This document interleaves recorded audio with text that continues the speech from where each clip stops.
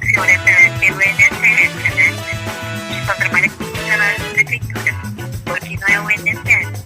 Porque não é o INSS. Podcast não é do INSS.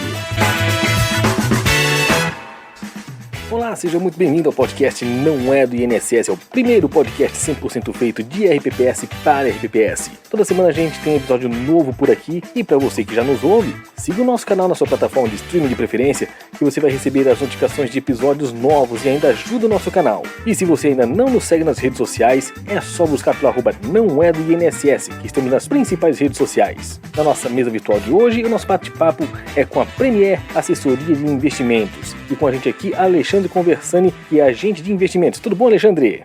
Oi, Rafael. Bom dia. Tudo bem? Opa, tudo certo, Alexandre. Primeiramente, queria agradecer você por estar aceitando o convite aí de falar com a gente, porque a gente sabe como funciona a parte de investimento, né? A gente sabe que é correria e que é difícil conseguir um tempinho para conseguir falar um pouco de um produto que, às vezes, o pessoal não entende muito bem, né? Não compreende plenamente. Então, trazer para cá um formato que seja bom para todo mundo entender não é a tarefa mais fácil, né? E aí, para a gente aqui, essa missão de hoje, de destrinchar um pouquinho mais aí sobre o produto de ETF, para o pessoal aqui. Perfeito. Então, Rafael, em primeiro lugar eu queria estar agradecendo você pelo convite, dizer que o Não é do INSS é o meu podcast favorito, na realidade é um dos poucos que eu escuto, porque ele é voltado para o público do RPPS, que é o DNA da Premier, né? Quando a gente fala de ETF, realmente, o pessoal muitas vezes não conhece. Apesar de ser um produto muito antigo, ele é muito novo. Mas eu tenho certeza que hoje, nesse nosso bate-papo, a gente vai conseguir destrinchar bem isso e deixar claro para todo mundo. Mas, novamente, agradeço o convite e parabéns pelo trabalho que vocês estão executando de levar informação de conteúdo para todos os RPPS. Legal.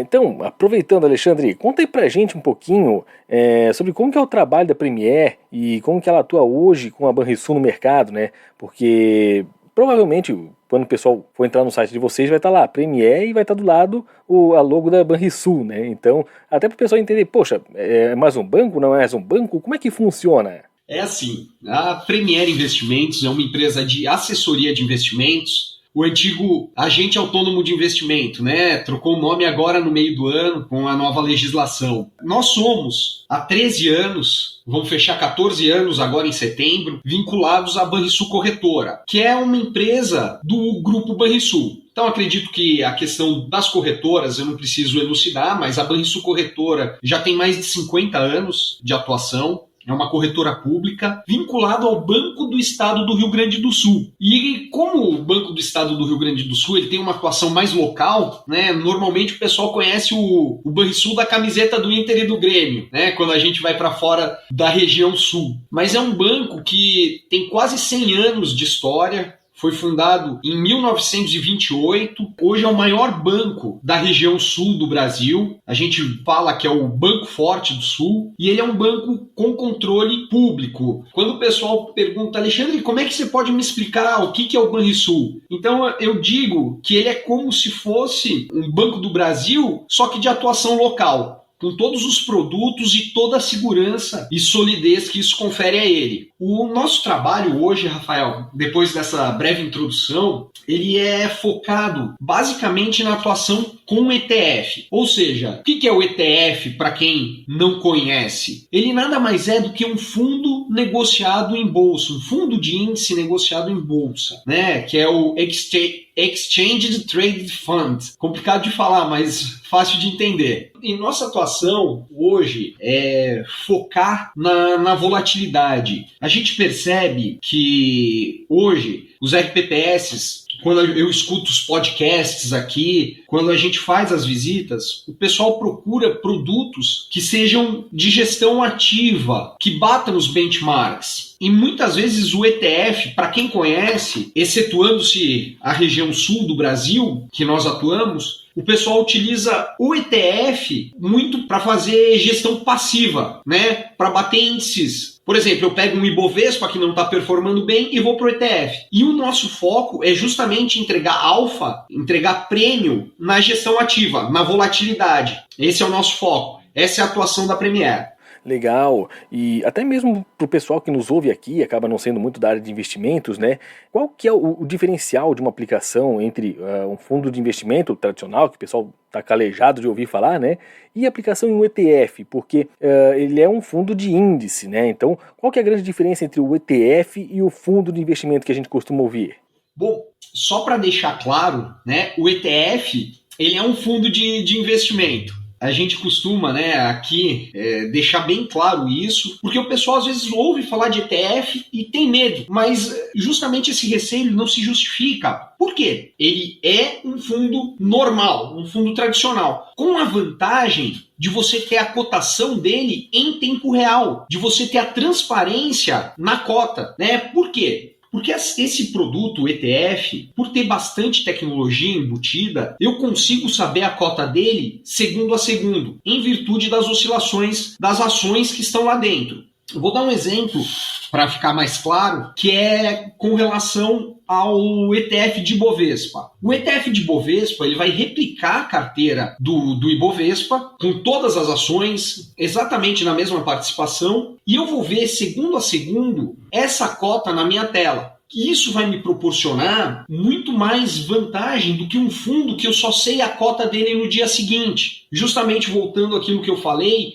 ele vai me possibilitar trabalhar com a volatilidade, com as oscilações do ativo em tempo real. Fora isso, o ETF hoje ele tem uma taxa de administração extremamente competitiva, se comparado com outros fundos, principalmente na renda variável. Um ETF Ibovespa hoje, a taxa de administração gira em torno de 0,10. Se a gente for pegar os fundos tradicionais, essa taxa ela vai estar entre 0,8% e 2%. Então, é um produto extremamente competitivo. E se você me permite, Rafael, falar um pouquinho da história do ETF, ela remonta lá a 1990. Então, é um produto novo, relativamente novo, mas que hoje corresponde por aproximadamente 30% do volume de negociação nas principais bolsas, né? Então, é um produto que, através de um investimento, como qualquer fundo, né, você consegue atingir uma cesta de produtos com muita facilidade e bastante setorial, o que facilita a análise do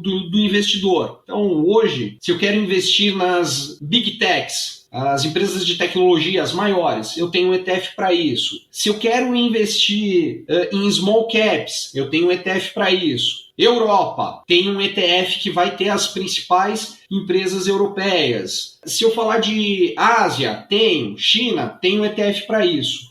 Hoje, no total, são 81 ETFs disponíveis na B3. Ou seja, esse produto aí traz uma infinidade de opções para o pessoal realmente conseguir aplicar, investir, enfim, né? É como se fosse realmente investir em ações. Porque talvez a grande queixa de quem trabalha com investimentos hoje em RPPS é não ter essa liberdade de conseguir comprar as ações propriamente ditas, e na figura do ETF você conseguiria suplantar essa necessidade. Sim, Rafael, conseguiria sim. E com a vantagem, né? A vantagem de você estar trabalhando não com um ativo que te traria um risco de concentração muito grande. Você está trabalhando com um fundo que vai ser negociado em bolsa como se fosse uma ação. Te agradeço até pela colocação, porque às vezes eu estou falando aqui e como a gente trabalha muito tempo com isso, eu acabo passando, né, reto por algumas questões. Mas sim, ele vai oscilar como se fosse uma ação em tempo real. Todo mundo que já opera, que já tem alguma experiência em bolsa, o comportamento é similar, segundo a segundo, centavo a centavo, oscilando. É exatamente isso. Ou seja, ele tem uma dinâmica que permite uma liberdade de operação bem maior do que o fundo de investimento tradicional, né? Como você falou, a gente vai operar no fundo, a cota é daquele dia, a cota é fechada, pronto, acabou. Então você não tem essa negociação ao longo do dia. E muitas vezes você também não sabe nem qual que é o valor da cota daquele dia que você está operando, né? Principalmente em renda variável, que tem um certo gap de informação. Às vezes você vai muito no feeling do que aconteceu nos últimos dias e aí vai aplicando, resgatando no fundo de investimento de renda variável, né? Então, com base no que você vem, em questões pretéritas que você vai entendendo, vai imaginando qual seja a cota que você vai estar trabalhando naquele dia. E dado que ele é bem dinâmico, né, o ETF, quais seriam os pontos de atenção que o RPPS deve tomar para conseguir monitorar o mandamento dos investimentos ao assumir essas posições em ETF? Então, Rafael, eu estava fazendo, na semana passada, uma série de eventos no noroeste do estado do Rio Grande do Sul. E o que eu coloquei para o pessoal? Quando eu vou operar ETF e eu vou operar volatilidade, a primeira coisa que eu tenho que ter é uma estratégia bastante clara do que eu quero. Por quê? Porque senão não faz sentido, né? Eu entrar sem estratégia, sem eu saber o que eu vou fazer. Então, o primeiro ponto de atenção é conversar com a consultoria e entender o que o RPPS quer fazer. Quando a gente está falando de renda variável, a gente tem que saber que 80% do tempo o mercado ou ele está em queda ou ele está lateralizado. Esse é um ponto que todo mundo tem que saber. Porque, normalmente, os RPPS eles aplicam no longo prazo e pensando naqueles 20% do tempo que o mercado vai estar em alta. Só que, veja, a gente está deixando de aproveitar 80% do tempo, a maior parte do tempo do mercado. Então, a gente diz que o pessoal tem que ter uma estratégia bem clara para estar aproveitando esses momentos de mercado onde a gente não tem tendência, né? Traçando uma estratégia. A função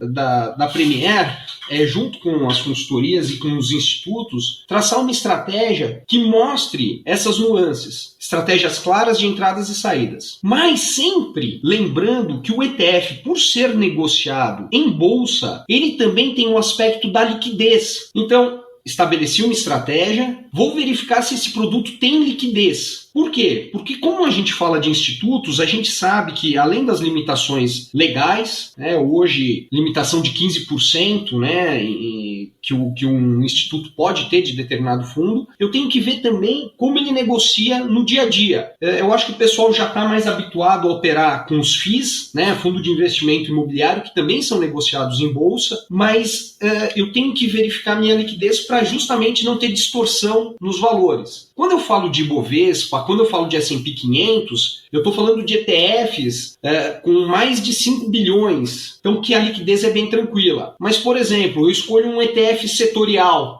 que ele não é tão grande. Eu vou dar um exemplo. Eu quero aplicar num ETF com foco em governança, que não seja tão grande. Eu tenho que cuidar também a liquidez e a minha exposição nele e o volume diário de negociação. Mas, basicamente, é a questão de acertar a análise setorial. Né? Eu quero China, eu quero Ásia. A partir desse momento, a gente consegue dar prosseguimento sem problema nenhum. Maravilha.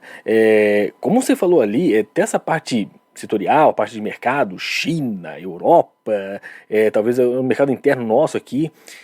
Há um grande problema de você ficar concentrado em poucos índices aqui, né? A gente ouve muito falar de IBOV, Small, a parte setorial de governança, por exemplo, ali, mas eu acho que os outros assim não são mais tão populares, né? Então a gente acaba não tendo muitas opções ou não atua com tantas opções como deveria. Então, Rafael, na realidade, as opções elas são muitas, né? Hoje são 81 ETFs que estão disponíveis, mas a questão é, a gente aqui no Brasil, a gente se habituou muito a estar trabalhando com índices que são mais confortáveis para nós, né? Os que a gente mais conhece, Ibovespa, Small Caps, dividendos. Quando a gente fala de Brasil é isso, um ou outro vai para governança. E quando a gente fala de Estados Unidos, o pessoal busca muito S&P 500. Mas a gente tem que lembrar que a gente tem FANG, né, que são as Big Techs dos Estados Unidos. A gente tem que lembrar que a gente tem Nasdaq para estar diversificando a carteira. Então o ETF ele funciona também como um grande um produto que auxilia muito na diversificação da carteira. A gente tem produto bom de ETF que facilita a vida do RPPS. Né? É muito mais de estar conversando, de estar vendo o que o RPPS acha que vai performar bem. Exterior, eu tenho que sair dessa bolha de somente S&P 500. Né? Eu posso buscar Europa, eu posso buscar ações globais. Hoje nós temos ETF que, através de uma única aplicação, eu estou atingindo 9.500 empresas, aproximadamente, do mundo todo. Então, para diversificação, é extremamente positivo. Além da possibilidade de estar trabalhando com a questão da gestão ativa, entradas e saídas rápidas, aproveitando a volatilidade do mercado. Então, para mim, hoje o ETF, ele entrega muita solução, ele entrega muita coisa, só que ainda ele está num momento, né, apesar de nós já estarmos trabalhando há 12 anos com ETF, muito mais no sul do Brasil, mas ele está em franca expansão, né, conforme vai se disseminando essa cultura, essa cadeia de conhecimento que vocês também fazem parte, divulgando essas informações. Eu acho bem pertinente mesmo, né, para o pessoal entender como é que funciona esses ETFs, justamente por causa disso, sabe? Ter essa dinâmica de você conseguir trabalhar ao longo do dia, você conseguir entender em tempo real como que andam os seus investimentos, né? E como você falou, a gente tem esses queridinhos dos RPPS que acabam replicando muito, né? O Small, o IDIV, o Ibovespa, por exemplo, né? E para quem não domina a parte de ETFs, quando a gente vai entrar lá no home broker, né, por exemplo, a gente consegue digitar alguma das opções, né? Por exemplo, BOVA11, BOVV11, esses dois, por exemplo, são ETFs que são diferentes, mas que buscam replicar o mesmo índice Bovespa, né? E mesmo com essas semelhanças, a performance deles acabam sendo um pouco diferente entre eles. Então, onde é que estaria esse diferencial entre esses dois ETFs, por exemplo, para que os RPPS possam buscar pelas melhores opções de investimento? Então, essa pergunta ela é muito boa e a gente responde ela com alguma frequência. Hoje, são os dois maiores ETFs aqui do Brasil. O BOVV11 é gerido pelo Itaú e o BOVA11 ele é gerido pela BlackRock, que hoje é a maior gestora de recursos do mundo, se eu não me engano, a maior gestora independente de recursos do mundo. Ambos são produtos excelentes. A taxa de administração dos dois é 0,10% ao ano. E a diferença, antes, né, o Itaú foi o primeiro a baixar a taxa de administração para 0,10. Então, durante um período, a BlackRock cobrou uma taxa de administração levemente superior. Isso impactou um pouco na cota. E, além disso, o Itaú foi o primeiro ETF que começou a fazer o aluguel das ações que estavam na carteira.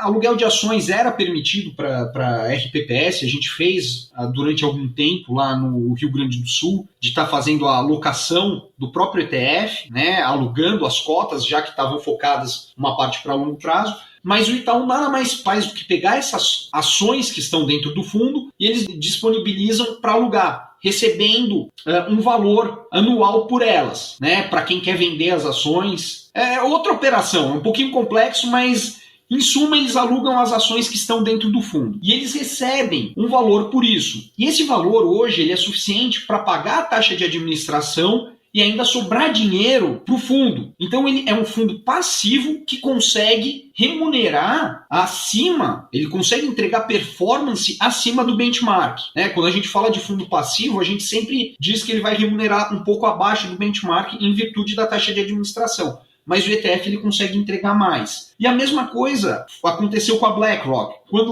Depois que o Itaú fez esse movimento, a BlackRock também alterou o seu regulamento e passou a alugar os seus ativos, né, os ativos dentro do fundo, que também fez com que eles tivessem, nos últimos anos, uma performance acima do benchmark, acima do Ibovespa. Só para clarear, né, com relação a esse exemplo.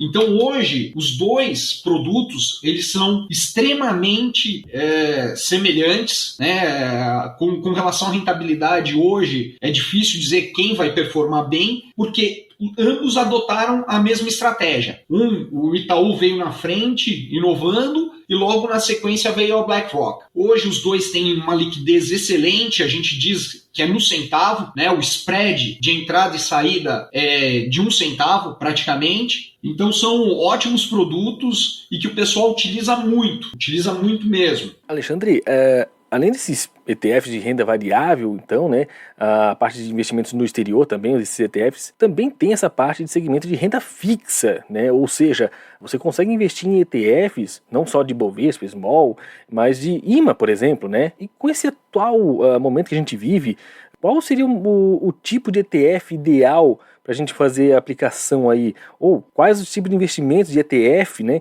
que a Premier consegue trazer aí de solução para os RPPS? Então, Rafael, essa é uma boa pergunta, né? Vou começar falando dos ETFs de renda fixa. Os ETFs de renda fixa são produtos muito bons, eles estão com taxas bastante competitivas e eles estão disponíveis para aplicação no mercado focado no longo prazo.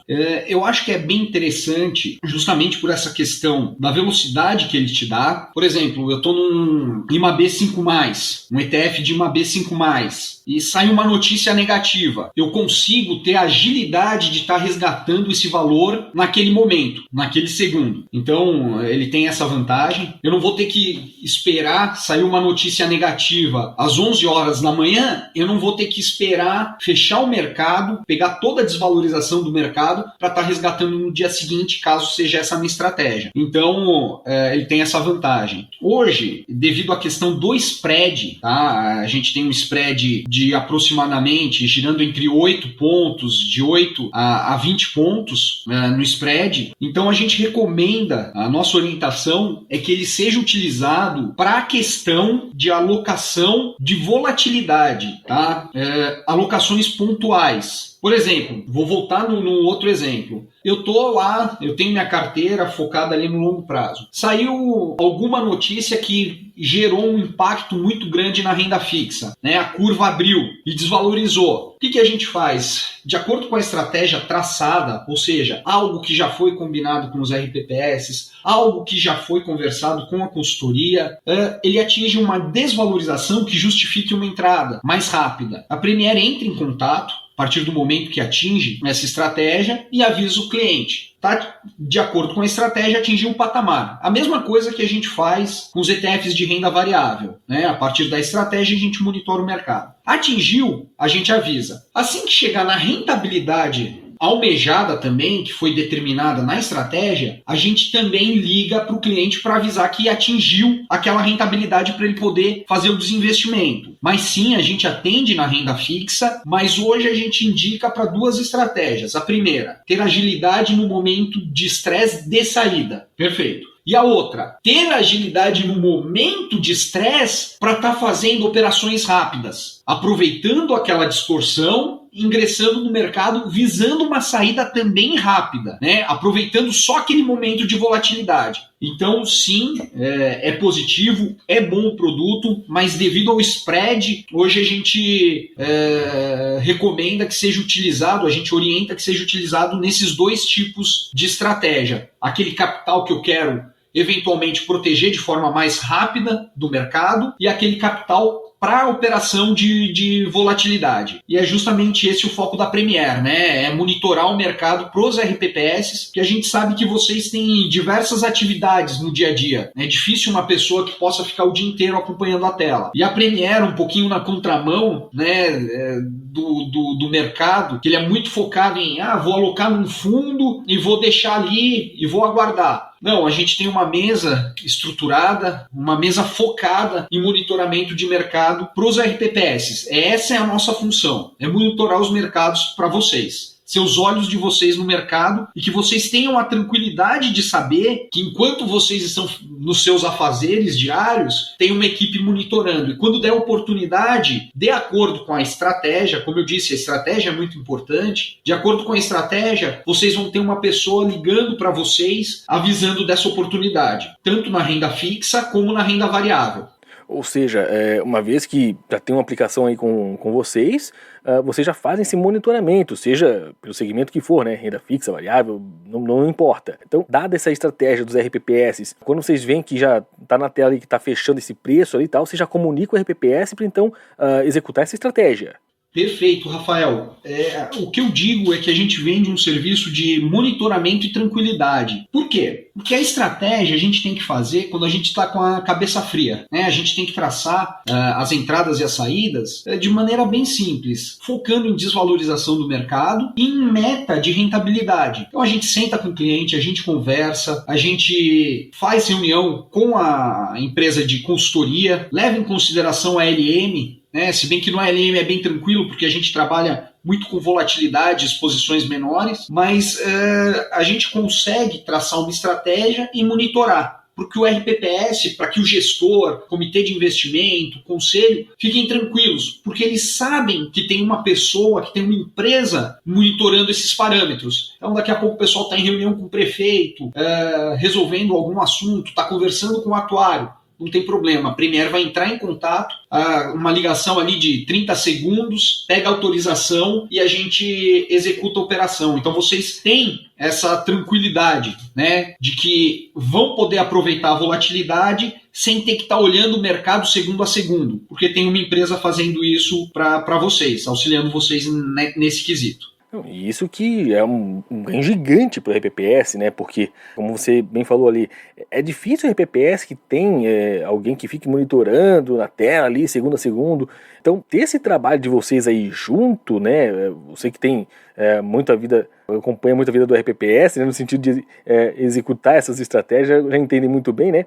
Então, para o RPPS, às vezes ele não consegue ter uma estrutura muito grande do pessoal de investimentos. Então, já consegue ter essa estratégia executada com o trabalho de vocês. Perfeito, é exatamente isso. Nosso foco é tirar a preocupação de vocês e agregar solução, né? Solução principalmente com relação à volatilidade, seja na renda fixa, seja na renda variável.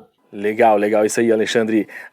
Uma pergunta final, acho até meio que provocativa também. Na visão de vocês, né, já que trabalha com tantas operações e conhece bem os RPPS, né, já tem o RPPS no DNA de vocês, qual seria o percentual de alocação ótima desses ETFs para que o RPPS consiga monitorar bem o mercado? Que, né, como você bem falou, é uma alocação, às vezes, ali, outra do RPPS, então quanto que eles deveriam colocar de cada segmento de RPPS para conseguir ter uma gestão estratégica nesse segmento de ETFs?